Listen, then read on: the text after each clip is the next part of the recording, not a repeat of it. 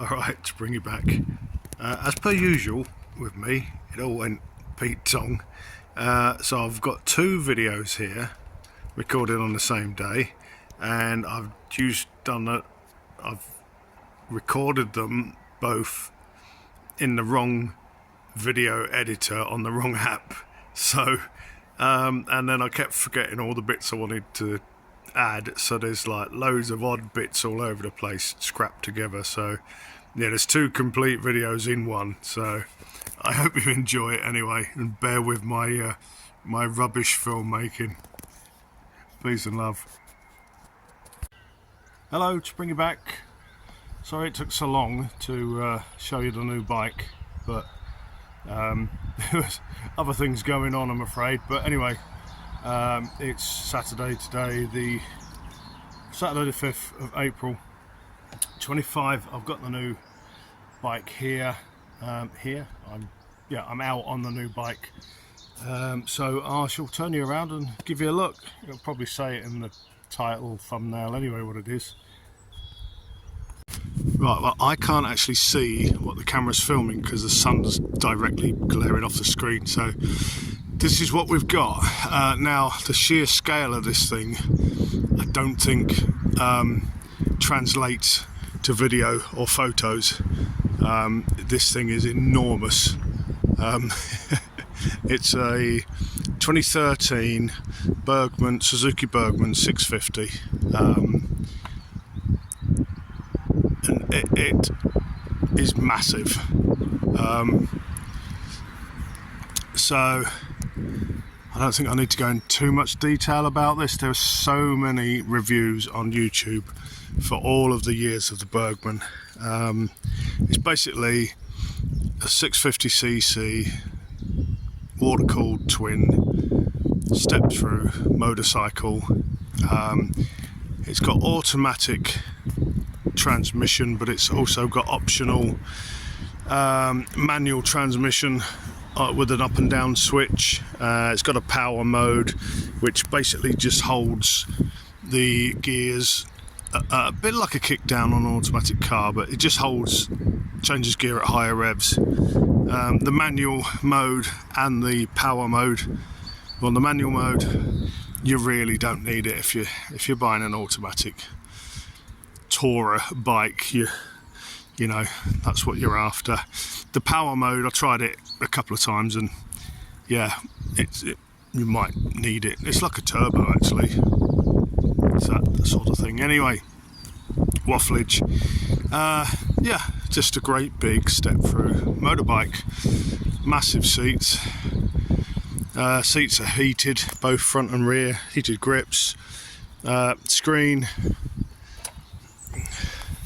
It's got I can't see what I'm filming now. Oh dear.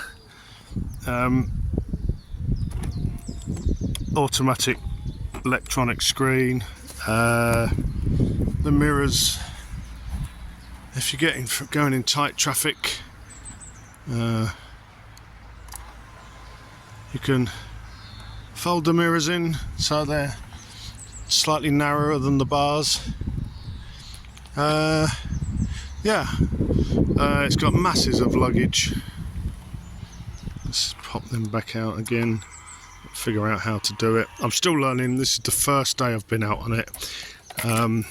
It's been trapped in my garage. I couldn't get it out of the garage. Let's pop the seat, push in and push and twist. There you go.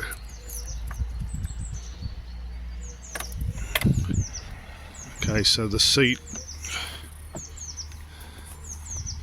if you can see in there, I've got the helmet I've been wearing in there. You can get two full-faced helmets in it, or a bunch of shopping. Got a little courtesy light. There we go. Little courtesy light. I'll turn around the other side because I honestly cannot see what I'm filming. So yeah, it's got a huge, great big cavern under the seat. This particular one's got a top box as well, so I think luggage wise we're all right. We've even got, there's a couple of glove boxes This one, which you can't see in, has got a 12 volt sort of cigar lighter type socket, so that's handy, charging your phone or whatever. And then, as if that's not enough room, I'm not sure if I've got this locked or not, we've got another great big glove box. Oh no, sorry, this is the one with the 12 volt cigar lighter socket. There you go. Yeah, I'm literally very fresh to this. This is my first ride on it. Apart from just around where I live, about 10 circuits around my little retirement village. So yeah, well that's it really. It's got smaller wheels than a normal motorcycle. I believe we've got a 14 by 160 on the back and a 15 by 120 on the front, or something like that. 120, 70, 15, yes. So it's a 160 by 14 on the rear, and it's 55 brake horse. And I've forgotten the torque. It's yep, I've forgotten the torque. 60 something Newton meters of torque. It's plenty. It gets up and goes. It's having had the CRF 250 for a year, obviously I'm used to 24 horsepower and the power being at very different points in the rev range. So this to me feels quick, but then again, I think that's just because I've had the CRF. All my other bikes have pretty much all been 100 horsepower or more. But this thing to ride reminds me very much of Rita, the BMW 1150 RT that I had a few years back. It's really similar. It's about the same size, and the way it glides along is very similar. Now, the BMW R50 RT is also a bike you very rarely need to change gear on, so it's sort of got the same feeling. It's very sort of magic carpety. On the downside, it is 275 or 285 kilos, depending on where you read the specs. That would be absolutely fine if I had a concrete drive. I've spent the last 2 days altering my garage and altering the slope and the ramp and the threshold, because I'm reversing this thing out, pushing it out backwards 3 times now.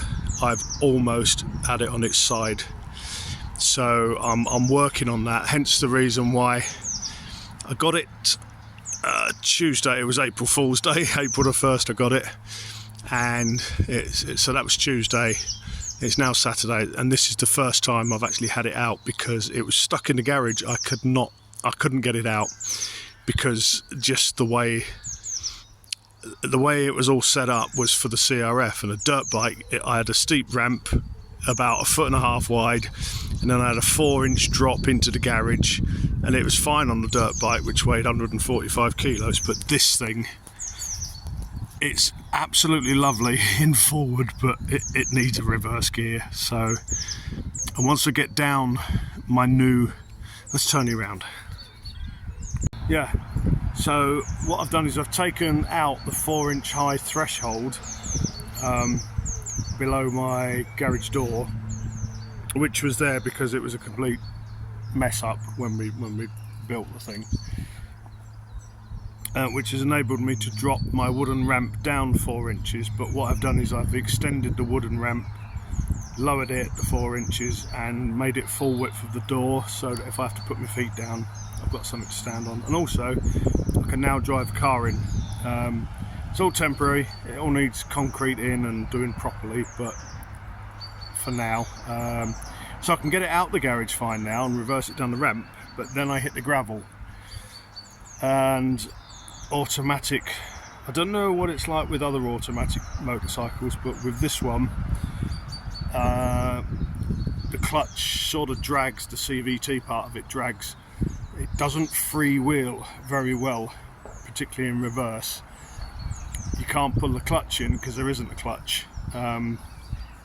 So if that was on concrete or tarmac, and even better still with a slight incline, you'd be fine reversing it, but on gravel it's a bit hairy, so I'm just learning how to deal with that at the moment. No doubt it will.